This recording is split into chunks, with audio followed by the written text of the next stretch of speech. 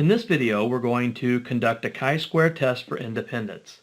This test is going to work very similarly to the goodness of fit test that we worked previously, with just a few exceptions on the differences. To test hypotheses regarding the association between or independence of two variables in a contingency table, use the steps that follow. Step 1, determine the null and alternative hypotheses. So our null hypothesis is always going to be that the row variable and column variable are independent. Or another way of saying that is the row variable and the column variable are not associated. So we could use either one of those terms. They're independent or they're not associated. H1, the alternative hypothesis, the row variable and the column variable are dependent, or another way of saying that is that they are associated. So we will use either of these terms frequently. Independent means the same as not associated. Dependent means they are associated. And again, independent or not associated will be the null hypothesis. Dependent or associated will be the alternative hypothesis. These will always be right-tailed tests, just like the goodness of fit tests. Step 2, choose a level of significance alpha depending on the seriousness of making a type 1 error. Step 3, A, calculate the expected frequencies or the expected counts for each cell in the contingency table, and we've talked about how to do that already. B, verify that the requirements for a chi-square test for independence are satisfied. And those requirements are all frequencies have to be greater than or equal to 1. In other words, E sub I is greater than or equal to 1. And no more than 20% of the expected frequencies are less than 5. So we would like all of them to be greater than 5, but we can accept some of them being less than 5 as long as it's not more than 20% that are less than 5.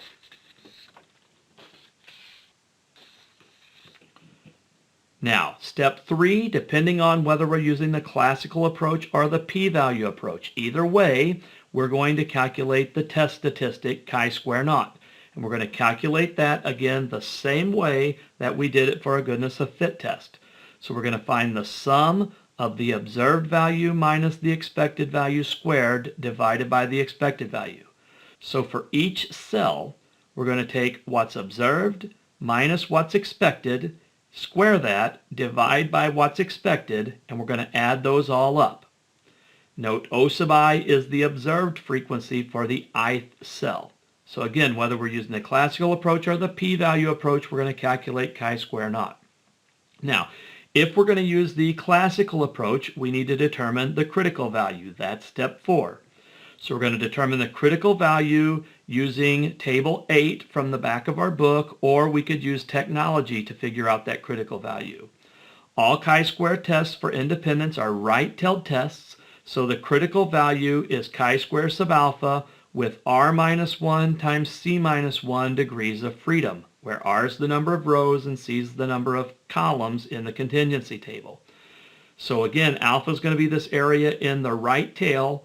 We're going to figure out what chi sub alpha is, and we're going to do that the same way we did for goodness of fit test, except we're using r minus 1 times c minus 1 degrees of freedom instead of k minus 1 degrees of freedom. And then we're going to compare our test statistic to the critical value. And so if our test statistic is bigger than the critical value, if it falls in the right tail, we'll reject the null hypothesis. Otherwise, we will fail to reject the hypothesis, and we'll state our conclusion. Now, if we use the p-value approach, again, we're going to calculate chi-square naught, but the difference is the p-value is going to be the area to the right of chi-square naught, the test statistic. So again, we're dealing with r minus 1 times c minus 1 degrees of freedom, and the area to the right of the test statistic will be the p-value. So again, we can either use table 8 to estimate that p-value, or we can use technology to figure out what that value is. So we could use chi-square CDF, or we could use the chi-square calculator in StatCrunch to figure out that value. We could also use technology to do the test outright, and I'll show you how to do that in a little bit, and then we'll state our conclusion. So if the p-value is less than alpha, we'll reject the null hypothesis. If the p-value is greater than or equal to alpha, we will not reject the null hypothesis, and we'll state our conclusion. So let's conduct a hypothesis test. An obstetrician wants to learn whether the amount of prenatal care and the wantedness of the pregnancy are associated. He randomly selects 939 women who had recently given birth and asks them to disclose whether their pregnancy was intended, unintended, or mistimed. In addition, they were to disclose when they started receiving prenatal care, if ever. The results of the survey are as follows. So this is the same results that we saw previously in a different video, and I have written in the expected values that we calculated in a previous video. So we're going to finish conducting our hypothesis test. So in part B, we want to verify that the requirements for performing a chi-square test for independence are satisfied. We want to compute the chi-square test statistic. We want to test whether prenatal care and the wantedness of pregnancy are independent at the 0.05 level of significance.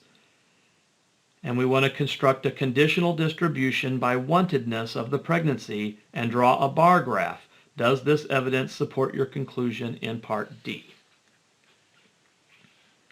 So this is going to take a little bit of time, a little bit of effort here. So we've already calculated the expected frequencies. We need to verify the requirements for performing a chi-square test for independence. Well, so those requirements are that all of the expected values have to be at least 1. So all of our expected values are bigger than 1. And no more than 20% can be less than 5. Well, if we look at our expected values, we have one expected value that's less than 5.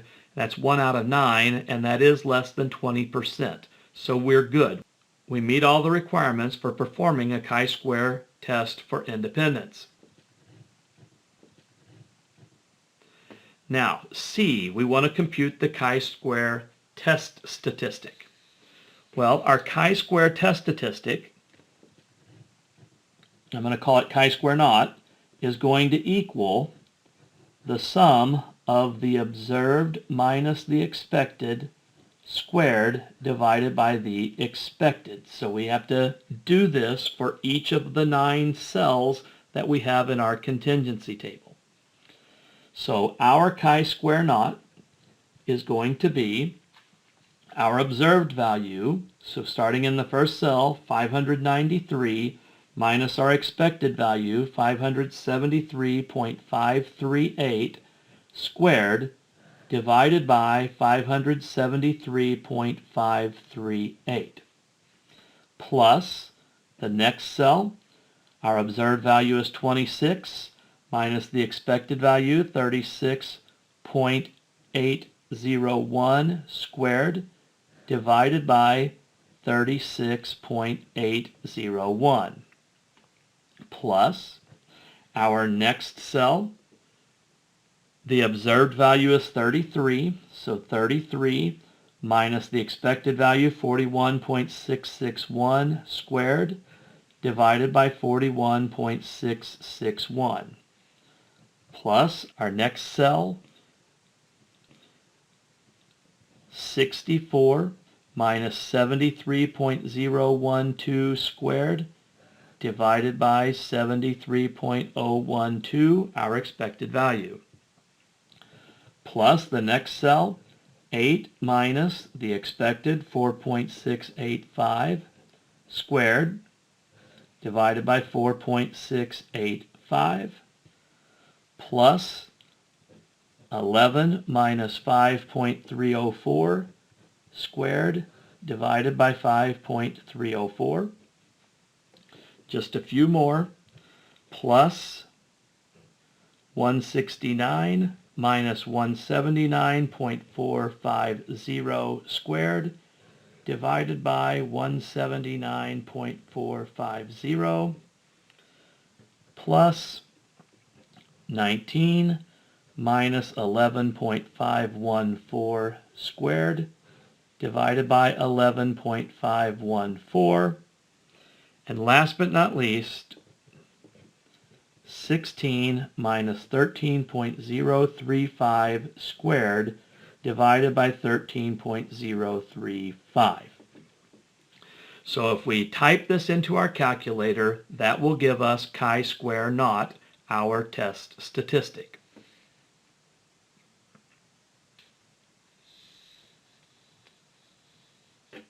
So I'm going to punch this into my calculator.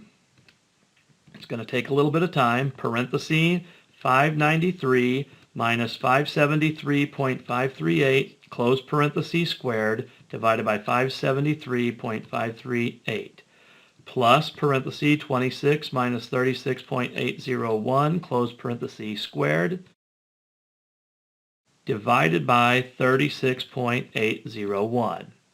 Plus parenthesis 33 minus 41.661, close parenthesis squared, divided by 41.661, plus parenthesis 64 minus 73.012, close parenthesis squared, divided by 73.012, plus parenthesis 8 minus 4.685, close parenthesis squared, divided by 4.685, plus parenthesis 11 minus 5.304, close parenthesis squared, divided by 5.304, plus parenthesis 169 minus 179.450, close parenthesis squared, divided by 179.450, plus parenthesis 19 minus 11.514, close parenthesis squared, divided by 11.514, and last but not least, parenthesis 16 minus 13.035, close parenthesis squared, divided by 13.035.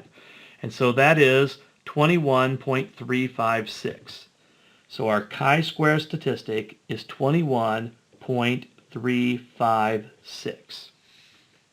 So that would be the answer to part C. That is our chi-square test statistic.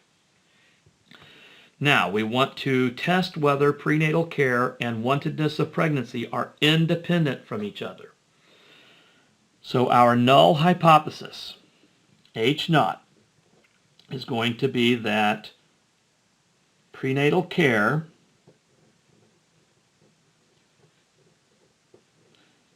and wantedness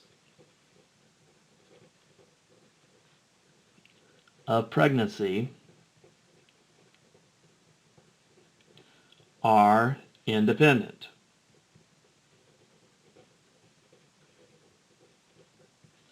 Our alternative hypothesis will be that prenatal care and wantedness of pregnancy are dependent.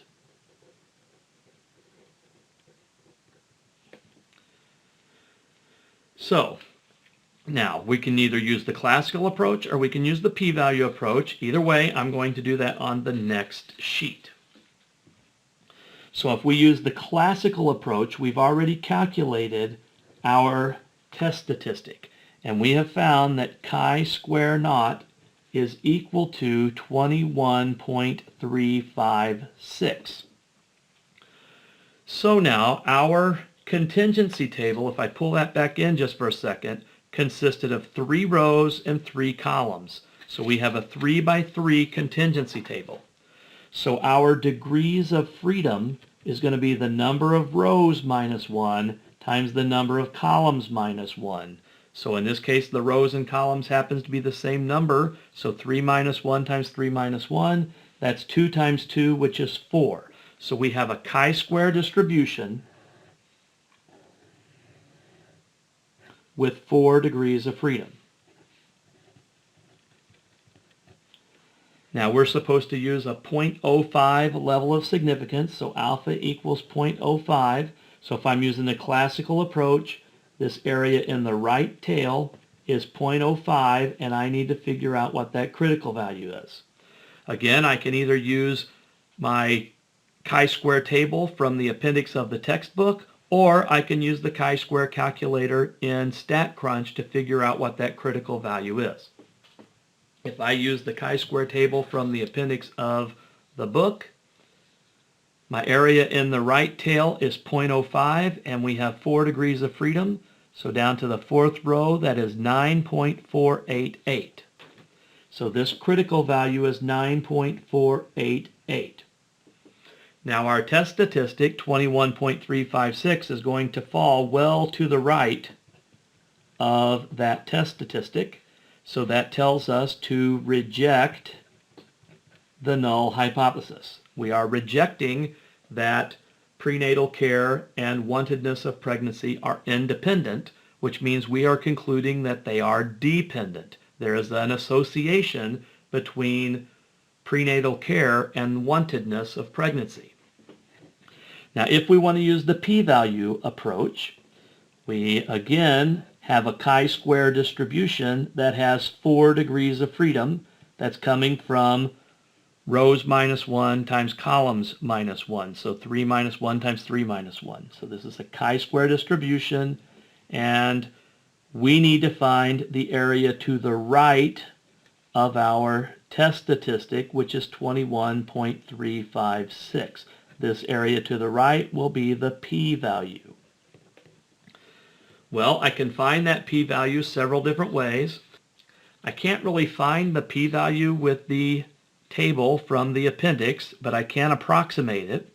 So if I come to the 4 degrees of freedom row and look for the test statistic 21.356, well, 21.356 is not in this row, but if we had a more detailed row, it would be farther to the right of this 14.860.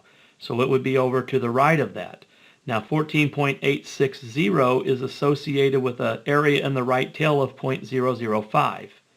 And so if you look at how the areas are going here, they're going down. So if we're further to the right, it would be even less than 0.005. So from the table, the best I can tell is that the p-value is less than 0.005. Okay, so it's a pretty small p-value. If it's less than 0.005, then it's less than 0.05, so we're going to reject the null hypothesis. Better than this, though, we can use the we can use the chi-square CDF command in order to figure out what that area is more precisely, or we could use the chi-square calculator in StatCrunch to figure that out more precisely. So the chi-square CDF command, we would go from 21.356 to a big positive number with 4 degrees of freedom. So if I pull in my calculator, go to chi-square CDF, number 8 on my calculator, again I'm going from 20.356 to a big positive number with 4 degrees of freedom, and so that gives me a p-value of 4.247 e negative 4. Notice that's scientific notation. So that is 4.247 times 10 to the negative 4. That means the decimal point is going to move 4 places to the left. So that's going to give us 0.000447, or if we round that to 4 places, 0.0004. Again, that is less than 0.05, so that tells us to reject the null hypothesis. So again, our conclusion is that there is a dependence between prenatal care and the wantedness of pregnancy.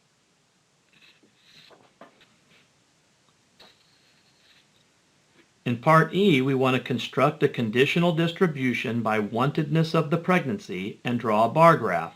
Does this evidence support your conclusion in Part D?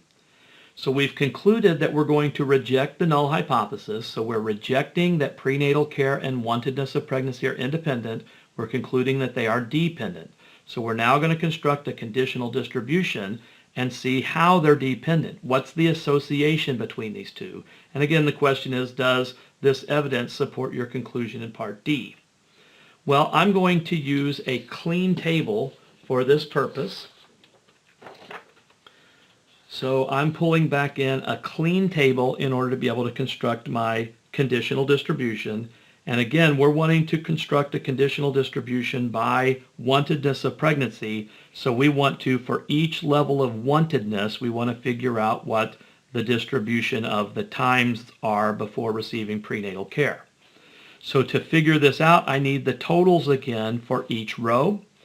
And so if I add up the 593, the 26, and the 33, that is 652. So there were 652 intended pregnancies. There were 83 unintended pregnancies if I add up 64, 8, and 11. And if I add up 169, 19, and 16, there were 204 mistimed pregnancies. So for each of these rows, I'm going to find the conditional distribution. So for intended pregnancies, those who receive prenatal care less than 3 months, that's going to be 593 divided by 652. So that is 0.910 if I round to 3 places, 0.910.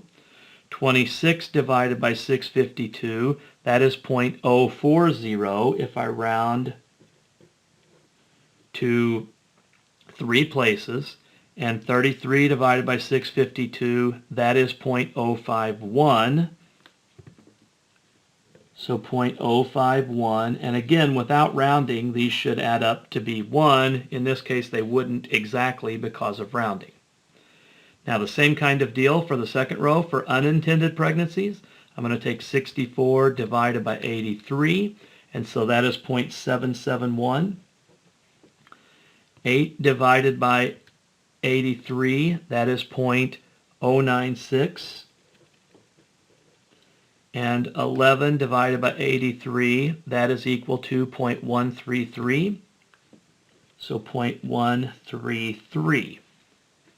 And for mistimed pregnancies, 169 divided by 204, that is 0.828. 19 divided by 204, that is 0.093. And 16 divided by 204, that is 0.078.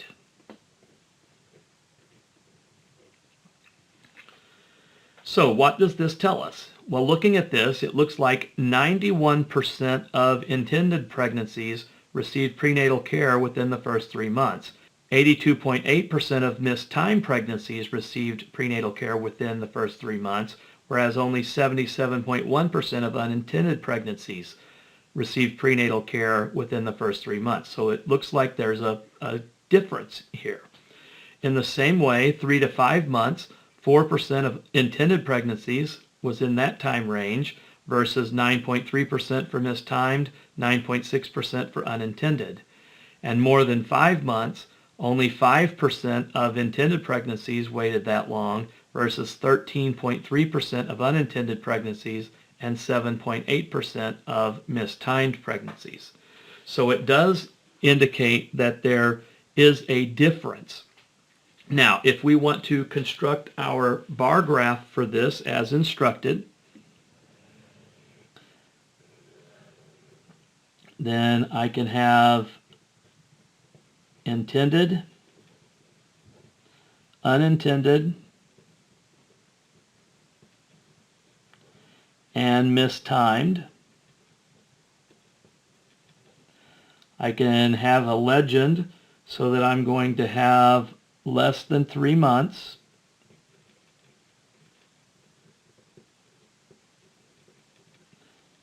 and 3 to 5 months, and more than 5 months.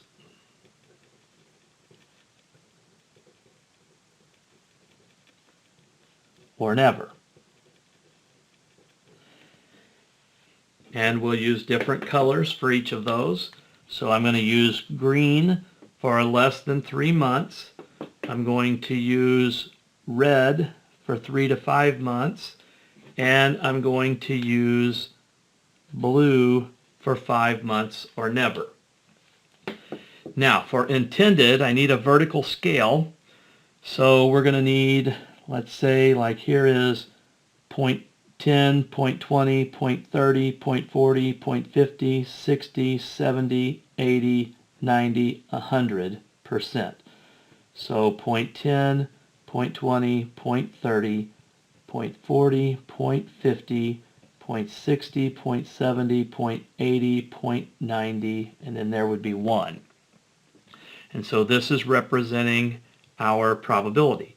So if it was an intended pregnancy, the probability of getting prenatal care within the first 3 months is 91%. So that's going to be this really tall bar. For 3 to 5 months is going to be 4%. So that's going to be really short here. And 5% for over 5 months or never. So again, I can use my colors here. So that bar is green. This bar is red. And this bar is blue. Now for unintended, we have 77. So that's going to be maybe around in there. So that bar is going to be tall. And then for unintended is 9.6% or 0.096, so there. And for more than 5 months, that's 13. So that's going to be a little taller here, so maybe like this. And so again, that is less than 3 months, 3 to 5 months, and more than 5 months. And then last but not least, for mistimed, we have 82.8%. So that's going to be maybe around there. 9.3%, so that's going to be around here. And then 7.8%, that's going to be a little shorter, so around there. And so again, this bar is going to be green. This bar is red. And this bar is blue. So again, we can see that there's a clear difference in the heights of the bars, which supports our conclusion in our hypothesis test. So there does appear to be a dependence. There does appear to be some association between wantedness of pregnancy and when prenatal care is received. And we can see that distinction in our bar graph.